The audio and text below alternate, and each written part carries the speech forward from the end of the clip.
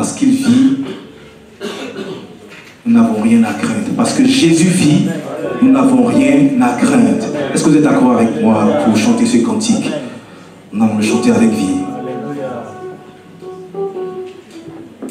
Alléluia. Bien mes frères et sœurs, nous sommes dans la présence du Seigneur Jésus-Christ. Nous voulons nous tenir pour l'affirmer que nous vivons par la grâce de notre Seigneur Jésus-Christ. Amen.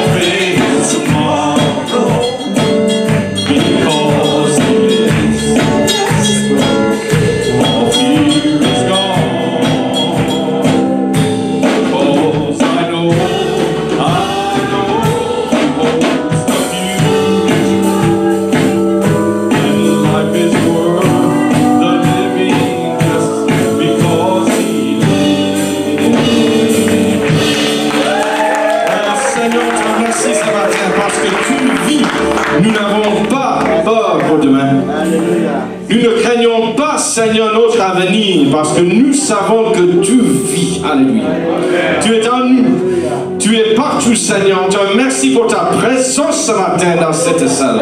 On te remercie que nous avons le droit de te glorifier parce que tu nous as pardonné de nos péchés. Tous nos péchés sont effacés et ton esprit est en nous. Et on te remercie que tu vis et que tu vis en nous. Dans le nom de Jésus, nous prions tout cela.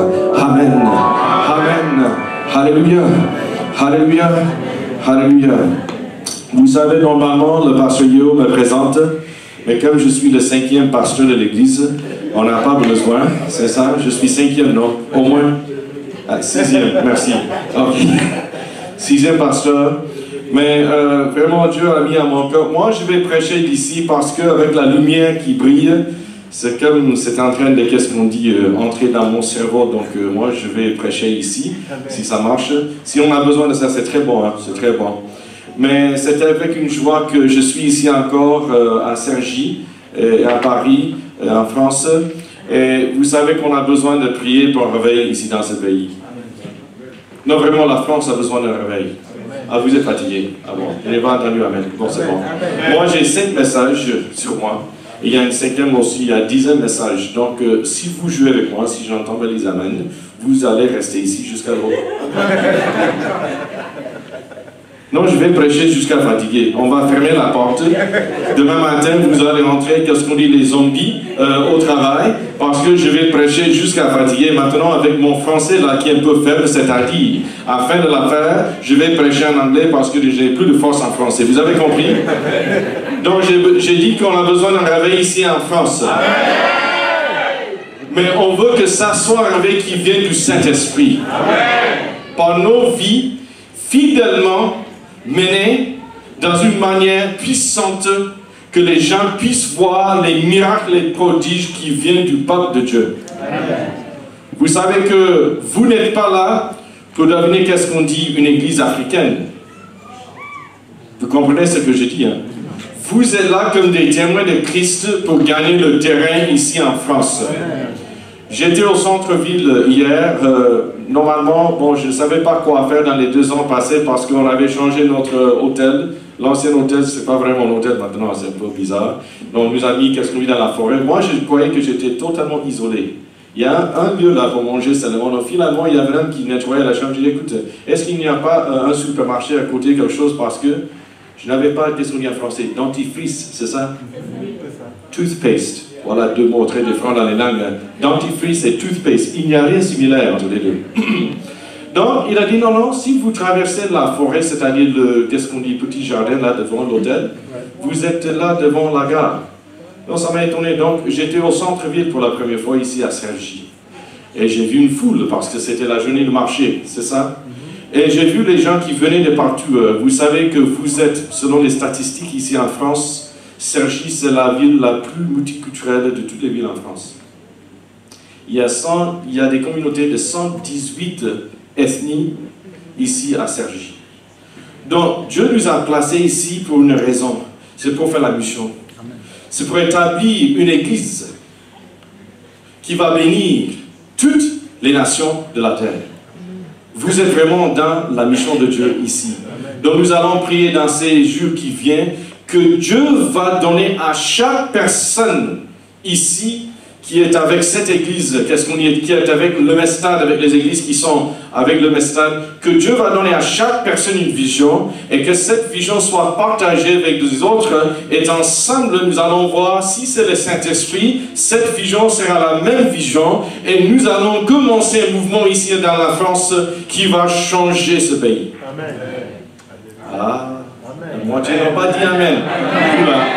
C'est dangereux maintenant, c'est dangereux, ça devient très dangereux.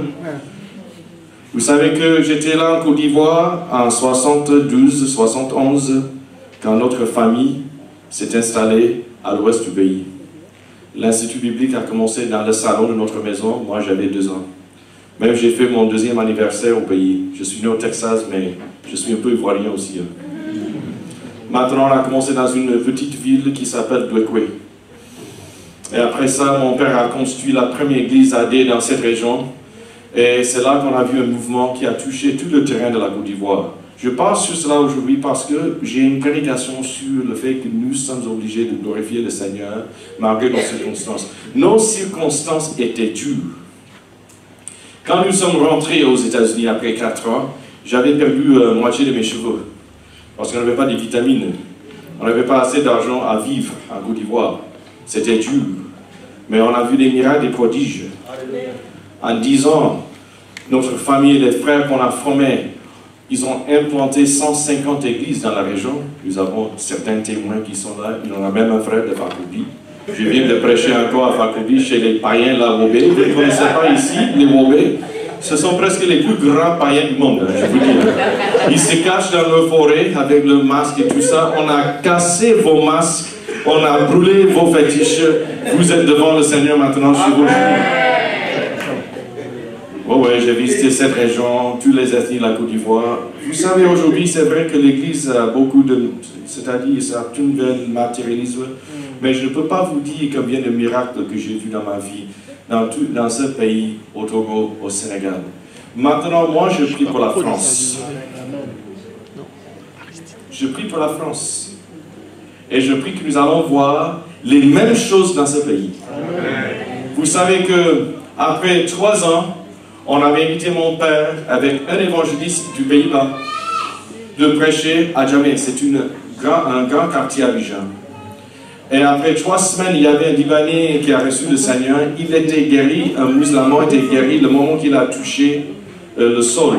Même, je peux vous dire, pendant 6 semaines, on avait même ça, c'était dans la presse en Côte d'Ivoire, en 1974. Il n'y avait personne qui est venu dans les croisades qui n'a pas reçu une guérison divine avant même qu'ils ont reçu la prédication. Des milliers, des milliers. Ils ont même déplacé la croisade parce qu'il n'y avait plus de place.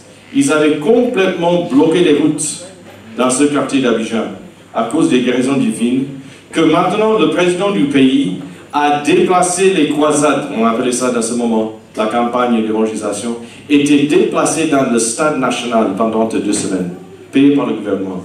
Imaginez le jour que nous avons tellement d'embouteillages en Paris qu'on nous donne le stade national pour prêcher l'évangile de Christ. Vous croyez que c'est impossible? J'ai déjà vu ça dans ma vie. Moi, je prie pour ce moment que nous allons toucher tout le terrain de ce pays avec l'évangile de Jésus-Christ. Goûter et voir, ou bien goûter et constater que l'Éternel est bon. Goûter, constater, goûter et voir que l'Éternel est bon. Somme 34, 2 à 9. Proposition centrale. Je regarde la cloche. Ce qui est sûr, c'est que nous n'allons pas terminer à midi. Donc, préparez-vous que nous ne terminons pas à midi. Dis cela dans vos âmes déjà, dans vos pensées, que nous n'allons pas terminer à midi. On ne va pas quitter à midi. Peut-être à midi 10. Si les amens touchent mes oreilles, c'est possible. Amen. Que même nous allons terminer à midi 5. Amen. Mais si c'est trop fort, dans une manière incorrecte, là, peut-être on va jurer jusqu'à demain. Proposition centrale. Dieu donne tout à ceux qui glorifient. Amen. J'ai dit encore que Dieu donne tout à ceux qui glorifient.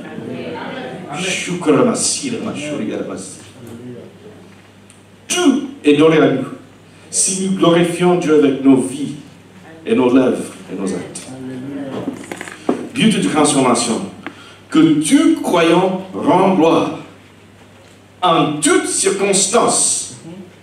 Que Christ puisse nous montrer sa faveur et honorer ses promesses dans nos vies. Donc, je vais répéter ça encore. Que tout croyant rend gloire en toutes circonstances. Que Jésus-Christ puisse leur montrer sa faveur. Cherchez-vous la faveur de Dieu. Amen. Et qu'il puisse honorer ses promesses dans vos vies. Amen. Notre Dieu est le Dieu de bonnes choses. Amen. Il ne fait pas de mauvaises choses. Il fait que les bonnes choses. Amen. Et je vais vous tester dans un moment avec 2 questions théologiques. Nous allons voir si vous êtes des hérétiques ou bien des chrétiens authentiques. Je vais tester votre théologie. Nous sommes entourés par l'amour de Dieu si Jésus règne dans nos vies. J'ai dit que nous sommes entourés par l'amour de Dieu si Jésus règne dans nos vies. On peut même dire que Jésus règne en tout endroit où les chrétiens restent fidèlement dans sa présence dans la louange. Ce matin, Jésus règne parce qu'on a glorifié son nom. Nous avons goûté le royaume de lumière dans ce royaume de ténèbres parce que nous avons pris la décision d'inviter Jésus dans nos âmes et nous avons décidé de venir ici, dans ce lieu, avec le but de glorifier notre Seigneur Jésus-Christ comme ses témoins ou ses ambassadeurs. Nous proclamons que Jésus est l'auteur de toutes bonnes choses. Dites avec moi, Jésus est l'auteur de toutes bonnes choses. Amen. 2 Corinthiens 5, 17. 2 Corinthiens 5, 17. Je trouve le verset, 2 Corinthiens 5 et 17, j'arrive.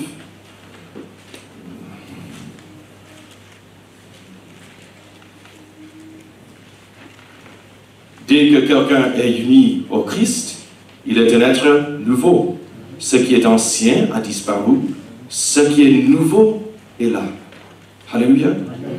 Verset 20. Nous sommes donc des ambassadeurs envoyés par le Christ, et c'est comme si Dieu lui-même vous a adressé un appel par nous. Nous vous en supplions, au nom de Christ, laissez-vous réconcilier avec Dieu. Donc, question pour vous ce matin. Est-ce que Jésus règne sur la France? Oui ou non? Est-ce que Jésus règne sur le terrain de la France? Oui ou non? Combien dit oui? Combien dit non? Vous savez que, moi je suis aussi un professeur, vous savez que si les étudiants ne répondent pas, vraiment c'est grave pour vous encore. Vous voyez? Hein? J'ai dit, est-ce que Jésus règne sur la terre? Oui. Est-ce que Jésus règne sur la France? Oui. Non. Piège.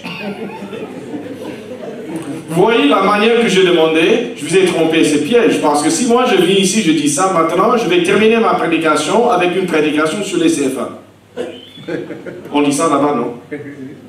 Même ici, je vais terminer ma prédication sur les euros. Ouh, c'est fort en Côte d'Ivoire. Vous venez avec des euros, vous êtes un grand type.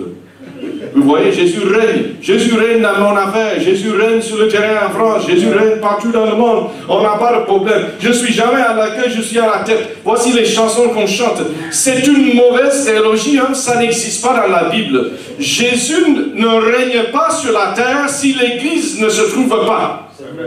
Ça, c'est la volonté de Dieu. Il a décidé qu'on allait faire la tâche suprême. Jésus règne, il est glorifié. Ce matin, Jésus règne dans cette salle parce qu'on a glorifié Jésus-Christ. On a glorifié son nom. Donc moi, je peux vous dire avec certitude qu'à Cergy, il y a au moins un lieu où Jésus règne et c'est dans cette salle ce matin. Amen.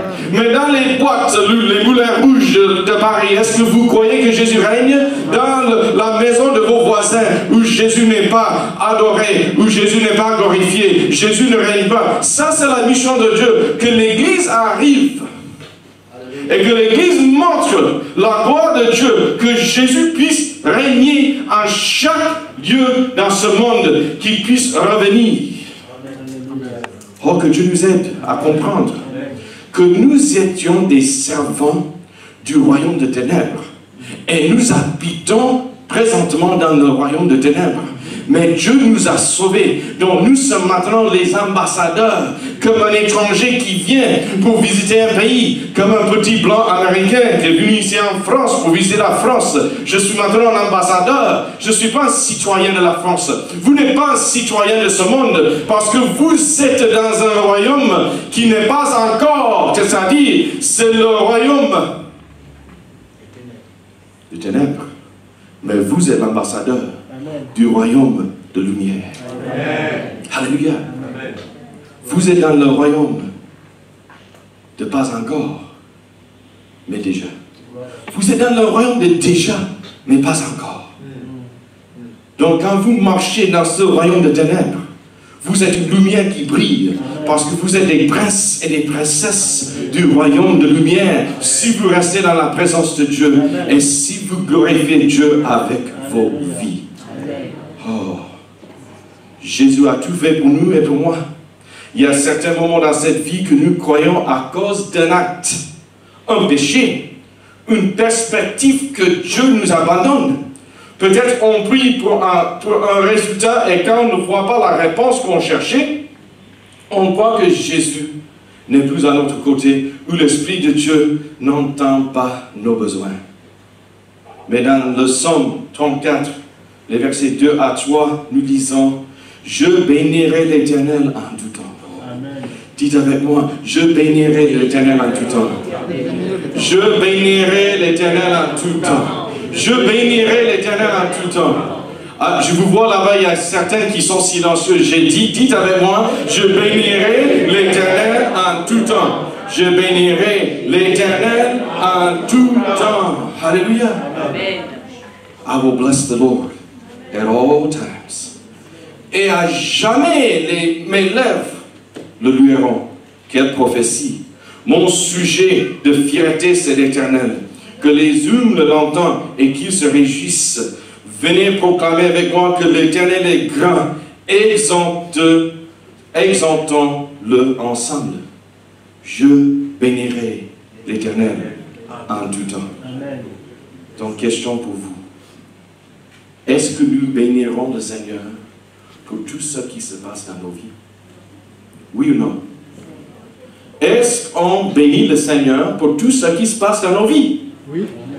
Oui ou non? Oui. J'ai dit, donc vous le bénissez. On vient de dire que je bénirai le Seigneur en tout temps. Donc est-ce que vous bénissez le Seigneur pour toutes les choses dans vos vies? Amen. Non. Oui.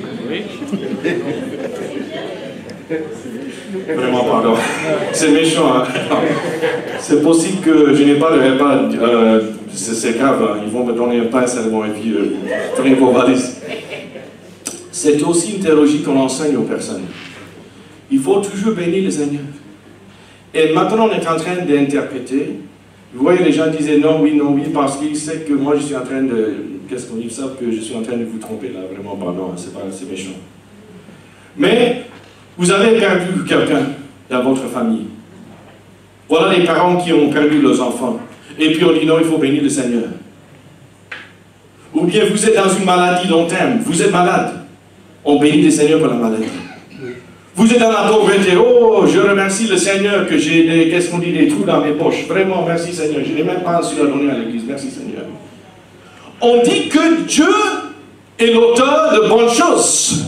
Dieu n'est pas l'auteur de mauvaises choses. Donc moi, je ne bénis pas le Seigneur pour les mauvaises choses dans ma vie parce que ce n'est pas lui qui a fait.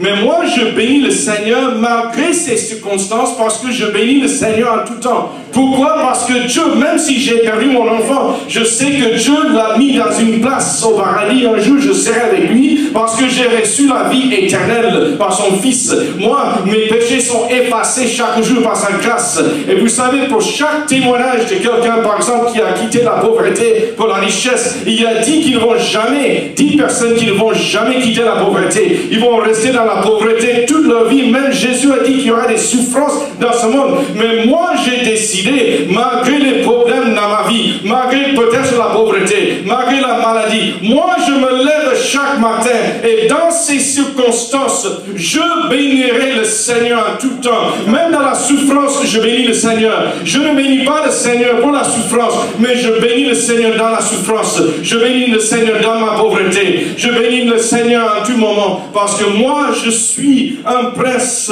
du royaume de lumière et je sais que mon Père a préparé une place pour moi. Et un jour, quand je quitte ce royaume de ténèbres et souffrance, j'ai la joie dans mon cœur que je serai avec mon Père. Oh, que Dieu nous aide. Mon fils récemment a eu des problèmes avec sa santé. J'ai un fils, Luc. Et ça fait 2 ans qu'il avait une attaque sur sa circulation. Et puis, il était paralysé dans ses bras. On est rentré aux États-Unis. Ils ont fait des traitements un peu dangereux dans son corps. Maintenant, sa santé est revenue à normal. Mais maintenant, cet été passé, ça fait 3 mois seulement. On est retourné aux États-Unis pour une consultation prévue par les médecins. Maintenant, ils ont dit on ne peut pas expliquer ça parce que vous avez fait des images l'année passée. Mais on a vu maintenant dans le dos de ton fils que c'est complètement tordu. Donc les médecins ont dit on n'a jamais vu un cas comme ça, que d'abord on a cette agression, mais maintenant qu'il est un ado plus grand que moi, son dos était complètement tordu. Ils ont dit non, on va faire une opération, ça c'est sûr. Et sachez avec la condition, comme c'est si sévère, ça va prendre au moins 1 an pour la récupération. On a béni le Seigneur chaque jour pendant ce moment, mais je n'ai jamais béni le Seigneur pour le problème dans le corps de mon fils, parce que Dieu n'a pas fait ça. Et on a prié pour la guérison divine. Mais la guérison n'est pas venue. Même mon père, le docteur, a voyagé 400 km. On a touché les hôpitaux. 7 fois, je suis allé au nord pour voir un spécialiste. Maintenant, il y avait, qu'est-ce qu'on dit, une possibilité qu'il sera paralysé. Mais on a mis notre fils dans cette opération. Et ils ont dit, vous ne pourrez pas retourner en Côte d'Ivoire. Même la mission là, il faut faire l'affectation. Vous êtes professeur, on va vous mettre au siège. Même si c'est possible, vous quittez la mission, deuxième fois en 2 ans. Mais, juste avant l'opération, j'ai acheté un billet pour ma femme et ma petite fille qu'ils puissent retourner à Abidjan par la foi. Les médecins ont dit non, non, tu ne peux pas la faire parce que vous devrez rester ici en Amérique jusqu'en décembre, sinon l'été prochain. Mais ma femme, on a acheté un billet par la foi. Et puis on a fait l'opération. Là, ils ont dit que la récupération, ça va prendre au moins 3 mois. C'est-à-dire, il n'aura même pas la capacité de quitter son lit.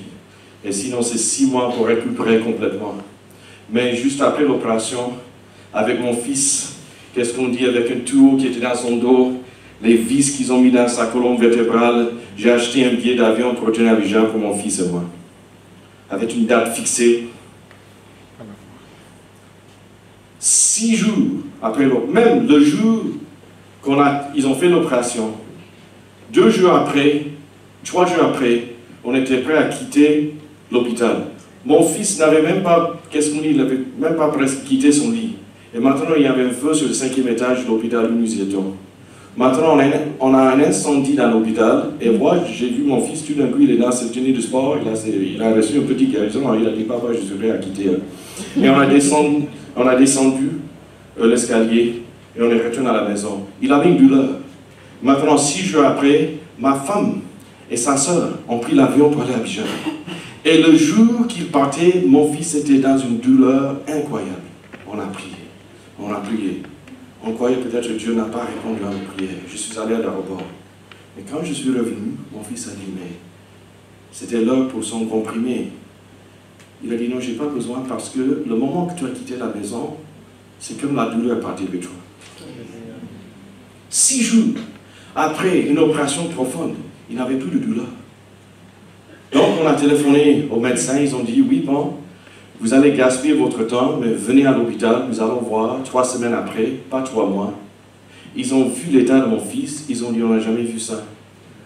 Tout est guéri à l'extérieur. Nous savons peut-être que c'est toujours délicat à l'intérieur, mais comme il n'a pas de douleur, et il bouge partout, on veut qu'il reste étroit, il faut faire attention, mais on vous donne la permission de retourner à Abidjan, parce qu'on ne peut pas dire non, parce qu'il n'a pas des symptômes normaux, c'est-à-dire, c'est comme il a déjà reçu une guérison. Mon fils maintenant est au lycée à Abidjan. Chaque jour, nous évitons, qu'est-ce qu'on dit, les routes cassées de la Côte d'Ivoire, on est sur les goudrons, mais dès ce moment, dès 6 jours après son opération, il n'a pas une fois eu une douleur dans son corps. Qu'est-ce que nous sommes en train de dire? On a béni le Seigneur dans la souffrance. Et même si mon fils était toujours paralysé, et même si sa santé n'était pas réglée, on allait bénir le Seigneur, parce qu'on remercie le Seigneur pour tout ce qu'il a fait. Le psaume que tu as lu aujourd'hui, c'est sur ce psaume que la prière de ma famille est basée. Nous sommes d'abord, j'ai un nom irlandais, donc on vient d'Irlande dans notre héritage, sinon je suis américain. Mais nous avons toujours notre prière que le premier missionnaire, Patrick, nous a donnée comme une famille. Dans la salle, juste après l'opération, dans la récupération, quand je suis entré dans la salle, 30 minutes après cette opération, pendant qu'il est sous l'influence des médecines, les médecins m'ont dit que, écoute, votre fils va dire des choses, qu'est-ce qu'on dit, bizarres, peut-être qu'il va vous-même insulter, mais tout ce qu'il va faire, il ne va pas se souvenir. Et là, j'étais dans la salle de récupération, il y avait 6 autres personnes qui criaient à notre voix. C'était la douleur, parce que ce sont les gens qui ont, qu'est-ce qu'on dit, eu des opérations. Je sais, je ne suis pas la seule personne qui a vécu ça ce matin. Maintenant, avec mon fils, il est là, sur son côté. Je vois, là où on avait coupé, il y a le tuyau. Et il est sur l'influence des médecines. Mais il a dit clairement à moi, papa, ils ont terminé l'opération. Je dis oui. Je dis, mais Luc, c'est clair. Il dit, oui, je sais ce qui se passe. Je dis, mais alors qui est le président de l'Amérique? Il a dit, c'est Trump. Ok. Tu habites où? Moi, j'habite à Abidjan, mais nous sommes aux États-Unis. Mais ça, c'est incroyable. Il a dit, écoute, il dit, j'avais peur juste avant que ils ont fait l'opération. Mais pendant que tu priais, une voix m'a parlé au même moment. Et cette voix m'a dit, je ne vais pas te guérir, mais je veux vous montrer des succès dans ta vie à cause de cette épreuve que vous avez vécue. Tu as vécu. Donc maintenant, mon fils a dit, est-ce que papa, tu peux prier la prière de notre famille. Donc, à notre voix, devant les médecins, devant les infirmières, on a prié la prière de notre famille. Jésus est devant moi. Jésus est derrière moi. Jésus est sous mes pieds. Jésus est au-delà de ma tête. Jésus est à ma gauche. Il répétait chaque fois. Jésus est à ma droite. Jésus est là quand je m'assis. Jésus est là quand je me couche. Jésus est là quand je me lève. Jésus est dans les pensées de chaque personne qui pense à moi. Jésus est dans la bouche de chaque personne qui parle de moi. Jésus est dans les oreilles de chaque personne qui m'écoute. Et Jésus est dans les yeux de chacun qui me voit. Et mon fils a dormi. Et j'ai vu que les médecins et les infirmières à l'hôpital à Columbus, Missouri, ils étaient en train de pleurer. L'infirmière et le médecin ont dit, nous ne comprenons pas ce que nous voyons. Ils ont dit, comment est-ce que ton fils et toi, tu peux prier dans une telle manière? Et ce qu'il dit là, c'est clair. J'ai dit, c'est pas mon fils qui prie, c'est le Saint-Esprit en lui. Il est puissant. Si nous glorifions le Seigneur, il est puissant à faire des miracles et des prodiges. Il est puissant. Dieu nous demande de le glorifier à tout moment parce que quand nous l'adorons, nous montrons que c'est en lui qu'on a mis toute notre confiance. C'est bizarre, parfois absurde. Vous êtes devant une situation impossible ce matin, effrayante, peut-être dangereuse. Vous cherchez à faire quelque chose, une solution, mais vous êtes faible et c'est hors de vos capacités. C'est dans ces moments que vous comprenez la raison que Dieu nous laisse confronter les défis et les problèmes de cette vie. Il nous enseigne notre besoin de sa personne, son Esprit Saint qui nous donne la paix, la joie, la patience, l'amour et l'espoir de notre salut. Que les humbles l'entendent et qu'ils se réjouissent. Amen. Amen. Oh, que nous puissions rester en tout moment dans la présence de notre bon Dieu. Alléluia. Je viens de terminer l'introduction. C'est la fatigue. Je suis venu d'Abidjan pour prêcher. Je suis un peu fatigué, vous voyez. Il y avait du bruit dans l'hôtel hier soir. Donc vraiment, il faut m'encourager. Comme ça, je dois aller plus rapidement. Parce que j'ai faim. Psaume 34, 5 à 7. Moi, je me suis tourné vers l'Éternel. Il m'a répondu. Oui, il m'a délivré de toutes mes frayeurs, de toutes mes peurs. Dieu nous délivre de nos frayeurs, nos peurs, quand nous tournons vers lui. Amen. La religion. Quelle est la raison que tous les ethnies du monde suivent des religions qu'ils ont créées? Imaginez ce matin les animistes dans leur forêt et Dieu saint. Les bouddhistes dans leur jardin de méditation. Les hindouistes dans leur temple rempli des idoles. Et les islamistes dans leur tour criant à leur Dieu. Nous avons peur de l'inconnu. On cherche à savoir notre avenir. La religion ne répond jamais à nos vrais problèmes spirituels. Elle peut nous soulager, mais elle ne peut jamais nous guérir. Il y a un général aux États-Unis très connu. Vous savez qu'il y a certains, probablement en France aussi, qui disent sont français. Il y a des autres Américains qui disent sont américains. Mais je peux vous dire, vous n'êtes pas un vrai Américain si vous ne connaissez pas le General Lee.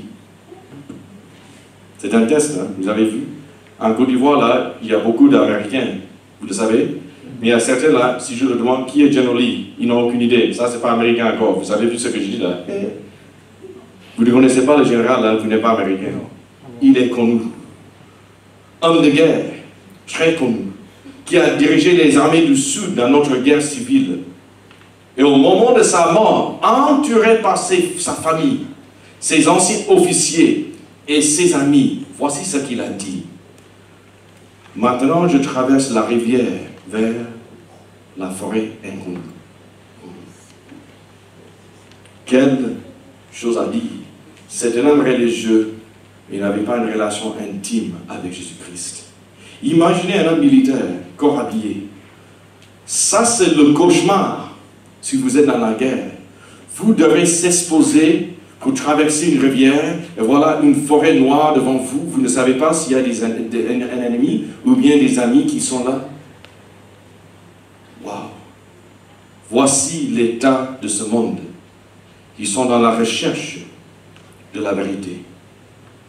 Thomas avait les mêmes soucis. Nous lisons en Jean 14, 5 à 6. Thomas lui dit, Seigneur, nous ne savons même pas où tu vas. Jean 14, 5 à 6. Comment pourrons-nous savoir par quel chemin on y parvient? Jésus, je suis moi le chemin, répondit Jésus, la vérité et la vie. Personne ne va au Père sans passer par moi. Oh. Parce que nous avons le salut. Dieu en Christ nous a délivrés de la mort et de la puissance de l'ennemi. Il a achevé le chemin salutaire au Père. Vous voyez ce matin, moi je sais mon avenir. Moi je sais le chemin que j'ai pris. Et je sais où ça se termine. Donc c'est-à-dire, moi aujourd'hui, je peux dire avec confiance, je suis celui de Jésus-Christ. Et je n'ai pas peur de mon avenir. Parce qu'il a tout fait pour moi. Il a préparé une maison pour moi. Et moi je sais qui je suis, donc je sais où je vais aller. Vous savez, ce matin, vous avez besoin de dire encore, je suis celui de Jésus-Christ. Dites ça avec moi, je suis celui de Jésus-Christ. Je suis celui de Jésus-Christ. Je n'ai pas peur de mon avenir. Dites cela avec moi, je n'ai pas peur de mon avenir, parce que je suis celui de Jésus-Christ. Jésus est mort sur la croix, que nos péchés soient effacés. Il s'est mis à notre place. Oui, Dieu a tant aimé le monde qu'il a donné son Fils, son unique, pour tous ceux qui placent leur confiance en lui échappent à la perdition, qu'ils aient la vie éternelle. Jean 3, 16. Christ nous a rachetés de la malédiction de la loi, en devenant malédiction pour nous, puisqu'il est écrit, tout homme pendu au bois est maudit. Galates 3, 13. Aussi, nous ne sommes plus sous la condamnation de la loi. La mort a perdu son pouvoir sur nous à cause de la mort et la résurrection de Jésus-Christ. 1 Corinthiens 15, 33 à 4. Je vous ai transmis comme un enseignement de première importance ce que j'avais moi-même reçu. Christ est mort pour nos péchés. Conformément aux Écritures, il a été mis au tombeau, il est ressuscité le troisième jour, comme l'avaient annoncé les Écritures. Alléluia. Lorsque ce corps corruptible aura revêtu l'incorruptibilité et que ce corps mortel aura revêtu l'immortalité, alors s'accomplirait cette parole de l'Écriture. La mort a été engloutie dans la victoire. Alléluia. Alléluia. Nous vivons dans le royaume des ténèbres, mais nous avons la promesse que le jour que nous mourrons, nous serons avec Christ. Et même il retournera pour nos corps. Il nous donnera un nouveau corps. Et nous allons vivre avec lui éternellement. Voilà la promesse de Dieu. Nous n'allons pas vivre dans le tombeau. Nous nous sommes échappés. Je n'ai pas peur de mon avenir. Parce que je sais exactement qui je suis. Je suis un enfant de Dieu, un jour un prince dans le royaume de lumière, mais je vis dans le déjà, mais pas encore. Alléluia. Psaume 34, 5 à 7. Donc d'abord, on a vu que, premier point essentiel, Dieu nous délivre de nos peurs quand nous tournons vers lui. Maintenant, deuxièmement, Dieu nous délivre de nos péchés quand on tourne vers lui. Il nous délivre de nos effrayeurs et il nous délivre de nos péchés. Mais nous devrons rester dans la communion avec lui. Levez-vous. Levez-vous sur vos pieds. Vraiment. Levez-vous. Je ne peux pas accepter ce que je vois dans les visages. J'ai dit que quand nous tournons vers le Seigneur, il nous pardonne de nos péchés. Maintenant, vous êtes silencieux. Amen. Amen. Donc, vous êtes en train de jouer avec moi encore. Maintenant, vous allez dire à deux autres personnes, tout de suite là, vous allez bouger un peu. Je n'accepte pas que c'est la personne à côté. Vous allez dire, je suis celui de Christ et il me pardonne de mes péchés quand je tourne vers lui. Allez-y, prêchez à quelqu'un, deux personnes trouvées. C'est pas possible. En train de dormir sur le pasteur. Donc la prédication n'est pas bonne.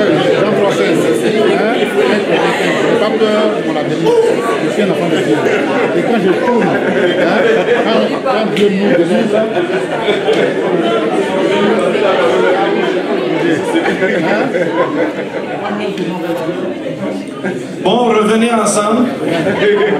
On a les 2 heures qui restent. Assoyez-vous. Il n'y a que 3 points essentiels, je suis sur le deuxième.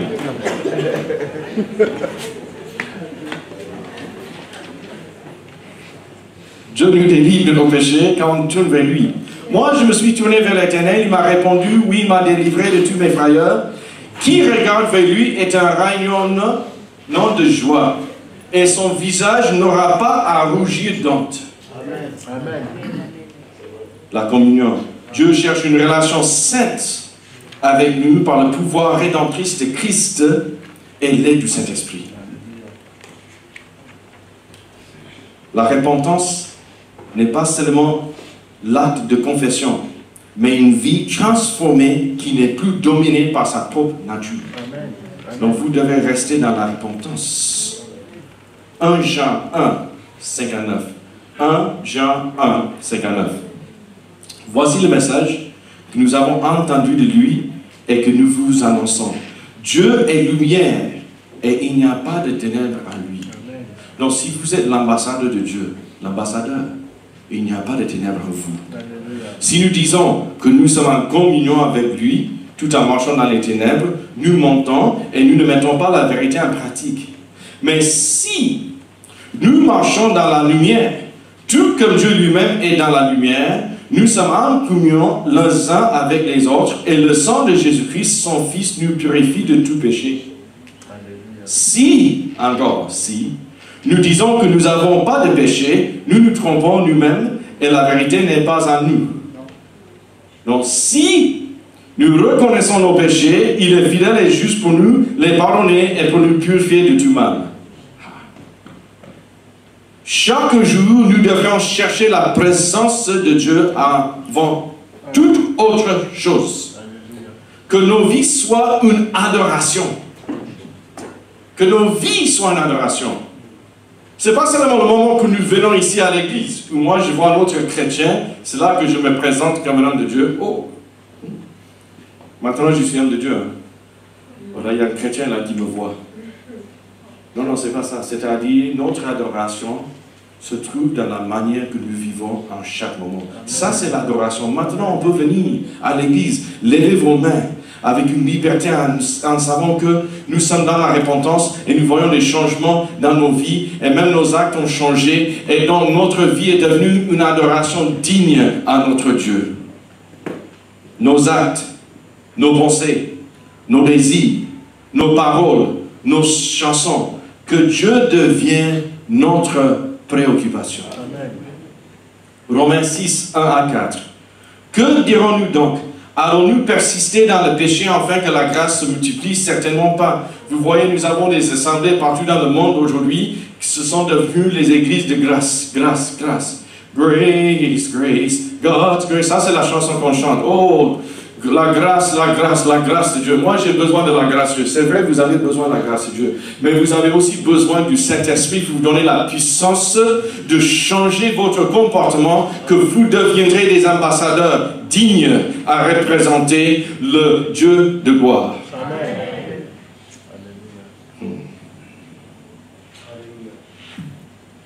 Ignorez-vous que nous tous qui avons été baptisés en Jésus-Christ, c'est en sa mort que nous avons été baptisés. Par le baptême en sa mort, nous avons donc été ensevelis avec lui, afin que, comme Christ est ressuscité par la gloire du Père, de même nous aussi, nous menions une vie nouvelle. Alléluia. Donc vous avez une nouvelle vie, et vos actes sont justes, parce que vous êtes en communion avec Dieu. Donc maintenant, nous cherchons la proclamation. Vous savez, la proclamation qui vient de quelqu'un qui n'a pas une vie juste n'est pas. Votre témoin là, votre proclamation que vous donnez, si vous ne menez pas une vie juste vous-même, est-ce que les gens vont vouloir entendre quelqu'un qui ne vit pas juste lui-même donner, qu'est-ce qu'on dit, une sagesse? Non. C'est comme j'ai dit, hein, je suis ancien entraîneur de football. Moi, j'ai joué dans une ville qui s'appelle Boaké. Ça, c'est qu'est-ce qu'on dit football, qu'est-ce qu'on dit très très fort. J'ai joué la vraie chose. Maintenant, Vous dites que vous êtes entraîneur de football, mais vous ne maîtrisez pas le sport vous-même. Les gens ne vont pas chercher ce match sur votre équipe, non? Comme les Ivoiriens aujourd'hui, là, qui n'ont perdu qu'est-ce qu'ils ont dit, qualité, là. Bon, on va continuer. La proclamation. Dieu cherche qu'on partage sa bonté avec un monde perdu et sans espoir. La vie, on vient à la fin, j'ai fait 3 pages, on est sur 4e page, en 8 minutes, là, on a terminé. Hein. J'ai 2 personnes qui sont fâchées avec moi. Ah bon? C'est le rendez-vous avec le pasteur après l'écoute. La preuve d'une vie dédiée au Seigneur est le fruit de l'Esprit. On a vu ça dans notre école de dimanche. C'était riche, hein? Il y avait un bon enseignement ce matin. Hein? C'est vrai? Sur le Saint-Esprit. Donc vous avez manqué ça, certains de vous. Je ne vais pas parler de ce qui est enseigné là, mais l'enseignement était bon quand même. Maintenant, une vie qui est une lumière dans les ténèbres de ce monde. Ça, c'est la preuve que vous êtes sauvés. Maintenant, les résultats d'une vie dédiée au Seigneur sont l'évident par les dons de l'Esprit, suivis par le témoignage de l'Évangile aux autres personnes. Que votre vie deviendra une proclamation de qui vous êtes en Christ. Vous voyez, on veut proclamer la Bible. Mais si la Bible n'est pas en vous, c'est-à-dire si vos actes ne sont pas comme la Bible, vous n'avez pas une proclamation correcte. Que votre proclamation devienne qui vous êtes en Christ. La question alors, représentez-vous la gloire de Dieu aux autrui malgré vos circonstances? Malgré vos circonstances. Matthieu 7, 7 à 8. Demandez, vous recevrez. Cherchez, vous trouverez. Frappez, et l'on vous ouvrira. Car celui qui demande reçoit, celui qui cherche trouve, et l'on ouvre à celui qui frappe. Demandez-vous d'abord les dons que Dieu cherche à vous donner quand vous restez dans la communion avec lui. Dans ce monde matérialiste, nous pensons et prions parfois pour les choses de ce monde plus que les choses spirituelles. Ah. Oh papa, j'ai prié jusqu'à fatiguer. J'ai prié, oh Jésus, si tu m'aimes, si tu es vraiment mon papa, j'ai besoin d'une voiture allemande. Où est mon Mercedes? Oh, moi j'ai veillé. Je suis parti à l'église, là, je donne mes dîmes. Vous voyez? J'ai tout fait, hein. Pasteur, là, il me fatigue. On a des réunions tout le temps là. Moi, je suis là chaque fois. Premier d'arriver. J'ai balayé, j'ai nettoyé l'église. Hein? Maintenant, tu vois mon petit appartement ici à Paris. Hein? Où est ma villa? Hein? Papa, oh, Papa Jésus, où est ma villa? Oh, je vais aller voir mon pasteur marabout là. Il va prier avec moi. Maintenant, je vais recevoir les bénédictions de Dieu. Je m'excuse, hein, mais je suis un peu ivoirien là. On est devenus les gens là, vous savez, dans le pays là-bas en Côte d'Ivoire présentement, beaucoup de gens vont vers les personnes parce qu'on a une nouvelle année qui vient. Maintenant ils ont peur, ils vont vous dire il y a des esprits sur la route, il y a des choses qui vont se passer, tout le monde a peur. Donc on va faire la situation, ils vont prier et jeûner tout le mois de novembre parce qu'il y a des choses mauvaises qui viennent. Les choses mauvaises sont toujours là parce que nous sommes dans le royaume des ténèbres. Maintenant il y a les chrétiens là qui ont peur. Vous voyez les Ivoiriens là, ils vont partir quelque part présentement. Qu'est-ce qu'ils vont faire? Ils vont chercher marabout. Hein? Hey, je suis venu là. Petit caillou, 500 francs. Vous voyez? 5 €, petit caillou, petit problème. Grand problème. Gros rocher, 5000 francs. Si vous êtes dans l'église pour chercher les choses matérialistes, vous perdez votre temps. Nous sommes là pour gagner des âmes. Nous sommes là ensemble, que les dons de l'Esprit soient exercés, que nous puissions gagner les autres, qu'on le mette dans le royaume de lumière par le pouvoir de Jésus-Christ et le Saint-Esprit. Nous sommes ceux qui sont le peuple de l'Esprit. Moi, je cherche ce qui est spirituel. Je ne cherche pas ce qui est matériel. Vous savez que tout ce que vous voyez là, c'est provisoire. Un jour, Paris ne sera plus ici. Cette grande ville incroyable, un jour ne sera plus sur cette terre. Toutes les villes de ce monde vont disparaître. Tous les royaumes, tous les pays ne seront pas là. Pourtant, beaucoup de vous, vous êtes en train d'investir. Vous priez pour les choses matérialistes. Vous pensez à vos vies. Vous pensez à des besoins. Je comprends, j'ai les besoins moi-même. Et donc parfois ça devient notre préoccupation. Mais si on peut rester fidèle en glorifiant le Seigneur et on peut dire merci Seigneur malgré tous ces problèmes que même mes voisins vivent aussi. Moi j'accepte que toi tu as tout fait pour moi. Donc je vais te glorifier malgré mes circonstances. C'est dans ce moment que Dieu va bouger sa main droite.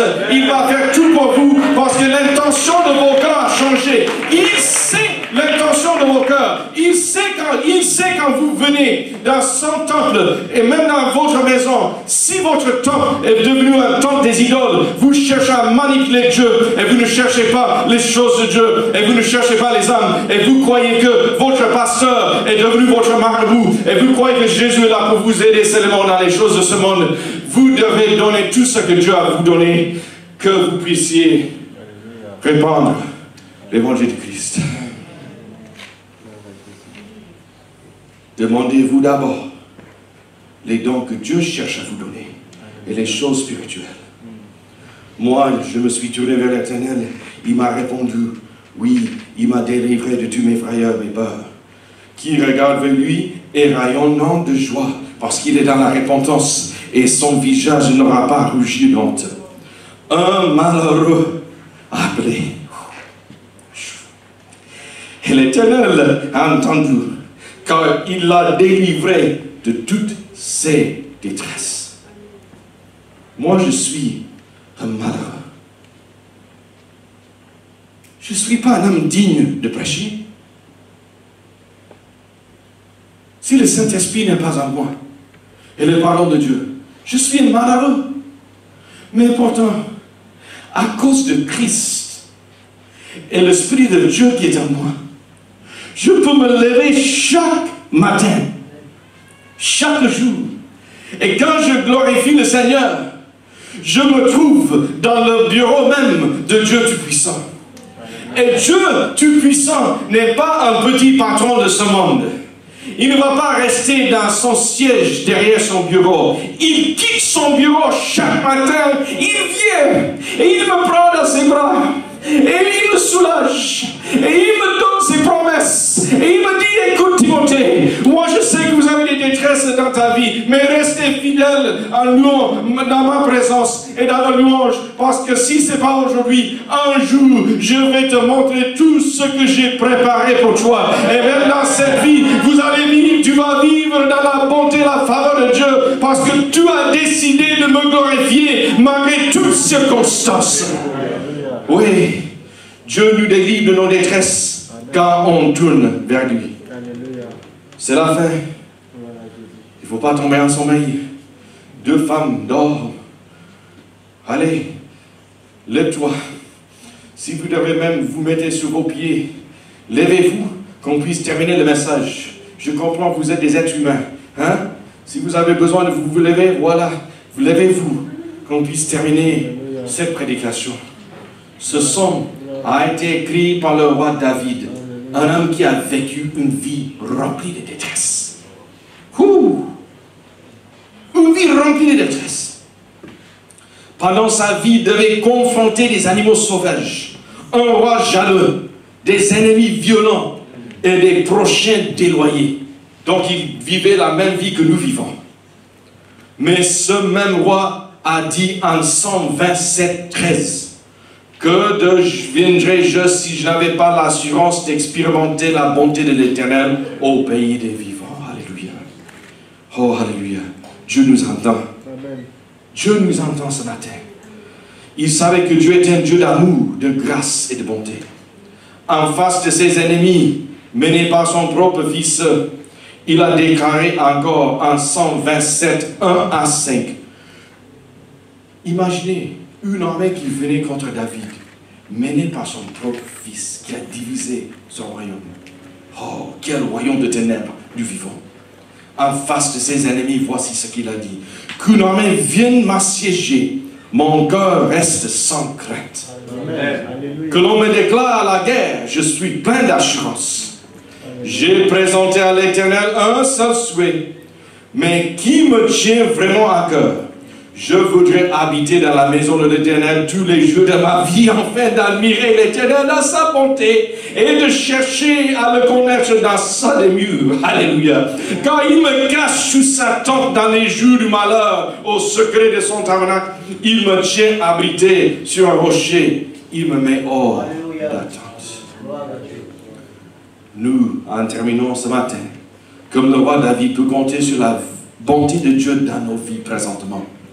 Dieu permet les épreuves de se présenter dans nos vies, qu'on peut apprendre comment il est fidèle envers nous, que notre foi grandisse. Amen.